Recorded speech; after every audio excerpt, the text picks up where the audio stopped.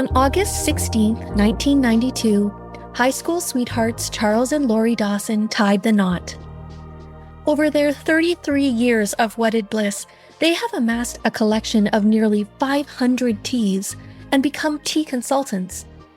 Laurie is also co-owner and organizer of the Cascadia Tea Festival in Washington State. One subset of their tea collection is especially meaningful to them, an anniversary collection that they add to every year by purchasing a special anniversary tea cake. I'm Jessica Natale Woolard with the Tea Biz podcast. I had the pleasure of meeting Charles and Laurie last September at the Northwest Tea Festival in Seattle. The couple organized the tea bar and generously shared samples of their teas with the public. I got the chance to try one of the teas from their anniversary collection, a delicious, complex Shangpuer from 1995. I was so charmed by the story of their anniversary tradition, I wanted to share it with you, our Tea Biz listeners. Without further ado, here are Laurie and Charles Dawson from Washington State to tell us about their anniversary tea traditions. I checked the list of traditional and modern wedding anniversary gifts, and tea, sadly, isn't on it. How did tea become the Dawson family anniversary tradition? Go for it. Why? Okay. Well, we've been doing tea seriously for at least 20 years. And about 3 or 4 years into it, we were getting into pu'er. And we decided, hey, we really want a nice tea for our anniversary. Let's make a special trip across the border to Richmond, BC, to our favorite tea shop and get something. And it turned out we were drinking a bunch of really good, expensive pu'ers that year. And we bought the best one we could afford at that time. And it was so fun, we decided to make it an annual, yearly tradition where we'd intentionally make a special trip every year on our anniversary to buy a good, special, aged cake of tea as old as we could afford each year. And now we've accumulated, well over a dozen, almost, 2 dozen cakes that are quite nice. And A couple of years we bought 2. Yeah, a couple. Yeah, we have plenty of anniversary cakes, and we take them out whenever we have a good excuse to do so. Lovely. And is it always a pu'er tea, or do you branch out? Usually it's a pu'er tea because pu'er teas, especially the raw ones, they age well. So it's kind of fun to watch them age as our marriage ages. Which isn't to say that when we're going up for our anniversary teas or shopping special, we'll see something else special and also pick it up. Mm-hmm. We won't necessarily call it our anniversary tea, but now we have some very good aged white teas or Lu Bao, or we pick up something else really special just for our anniversary. But the ones we call our anniversary teas, they're the pu'ers. Mm-hmm. Beautiful. So take us through tea time on your anniversary. Can you paint a picture for our listeners? Well, it's kind of tough because we kind of spread out our anniversary celebration over at least a week or so because we have so many pu'er cakes from our anniversaries. We don't want to just take out one. We want to take out and sample several during the week. And we want to share them with people. So whenever it works out to get to bring our friends and family over, and we'll bring out a special anniversary cake and we'll taste it. And we may not have tasted that particular cake in 4 or 5 years. And it's like, oh, I forgot what this one tasted like. And we share it with our friends. Or since there's a few tea festivals that are in approximately the same time of year, we take an anniversary cake to share at a tea festival. And it gives us a good excuse not only to drink it again, because we love that, but to share that experience with other people. And it makes it more special for us. How has this tradition of tea for your anniversary and shared with others on special occasions strengthened your relationship? No matter what, you can sit down with anybody and have a cup of tea and bond. No matter who you are, how many differences you have, you can always sit down and share that cup of tea. That was shared with us when we first started tea shopping. And I think it's been definitely true for us. Whenever we have a hard day, whenever, something in life happens like COVID or something like that, we can always sit down and just have a cup of tea and let the world just go by. We always use tea to reconnect or connect more deeply and to share experience with our daughter, who's also a big tea drinker for the last 20 plus years. I think that we were talking yesterday because, we had a rough day at work, both of us. And we were noting how well we bonded together, how we were able to communicate about our day and actually get to the root of our feelings. And I think your comment was that tea is like a truth serum. It makes us be able to speak our innermost feelings and connect on a more deep level. It's not even necessarily just the ceremony or the tea, but it's the overall experience. Certainly, I think good tea does have a way of actually, loosening the tongue and your heart a little bit. But and just while having that tea, you're just taking the time to be. Mm-hmm. So after a hard day like yesterday, do you sit down with a cup of tea? Do you choose a tea together, whether it's from your anniversary collection or your whole collection, which has nearly 500 teas? Yeah. Yeah, I usually come in and go, it's the good stuff tonight. So. Yeah, the most often asked question in our house is, what tea shall we drink? We have so many. The hardest part is deciding which one. And so the first part of the occasion is, what tea are we going to choose? What category of tea are we going to use? We pick a tea, we sit down, we decide, and then we just start drinking for half an hour, an hour. Yeah.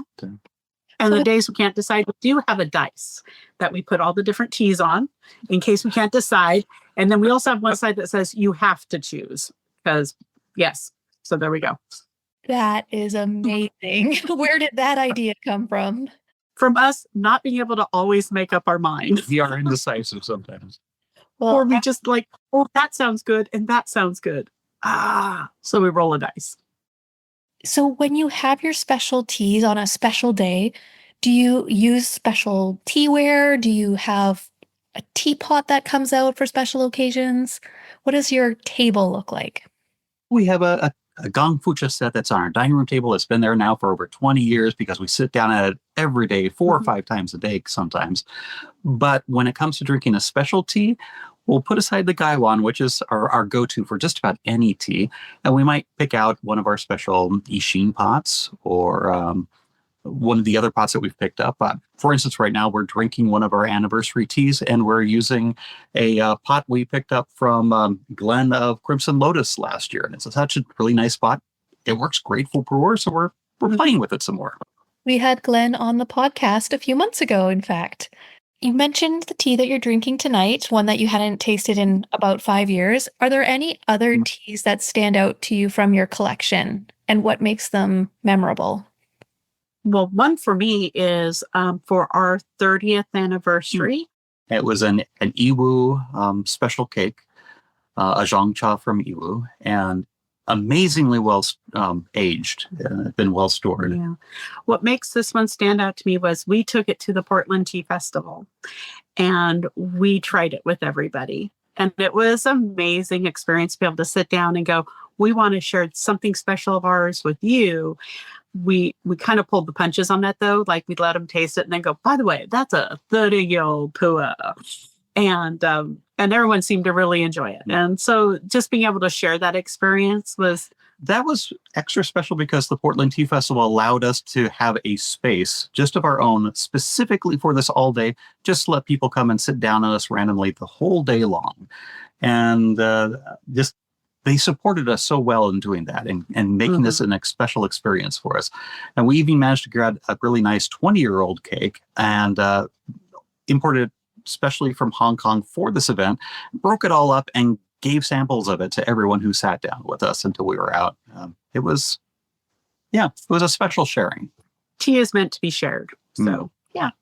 That's so beautiful. And all of these people, you're giving such an experience, but hearing a personal connection with these teas, which is how I met you, which is why we're on this call today, because it was just so meaningful to have you share a tea that, was purchased for your anniversary, and to have it shared with people at a tea festival is really generous and very, very kind of you.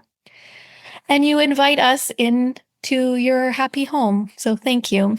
I mean, I love the fact that we have this anniversary tea tradition, and I'm seeing it reflected in a lot of friends we've made in the tea community since then.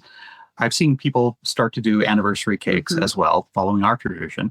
But also I've seen people starting families that are intentionally buying a cake on the year of their child's birth when they're born and giving it to them, storing it for them, or even as they're growing up, even in toddler years and beyond, taking it out on their birthdays, and they're making that a family tradition very similar to ours, where it's a core of their family experience. And I love that about tea. Yeah. In fact, we've started buying some teas for our friends as well for their birthdays. When it's a milestone birthday or whatnot, we try and find a cake of their birth year. Mm. And so can you make one final comment on how this tradition helps your relationship stay strong and forge connections with others? Well, okay, we met in high school. We are longtime sweethearts, I guess you say, and pure blood romantics, diehard purists. So I guess we have a lot of romantic traditions because our relationship is so important to us. But when it comes to our anniversary, this is one of our core ways to celebrate. It is something that has brought us closer together since we started doing tea seriously. And it's hard to imagine our relationship without it. So it is a part of our relationship. Yeah. My very first tea tray has two symbols on it, tea, infinity. And it means no matter what, we'll always sit down, we'll always have a cup of tea. Isn't that beautiful? We'll always have a cup of tea. Thanks to Charles and Laurie for inviting us to the table in their happy home to learn about their anniversary tea traditions. Do you have a tea tradition you'd like to tell us about? We'd love to hear how you've incorporated tea into special moments in your life.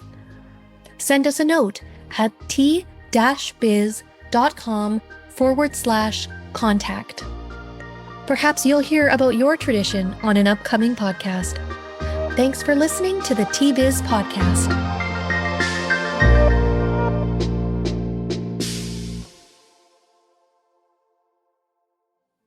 Produced by Audavita Studios. Connect your voice to the world.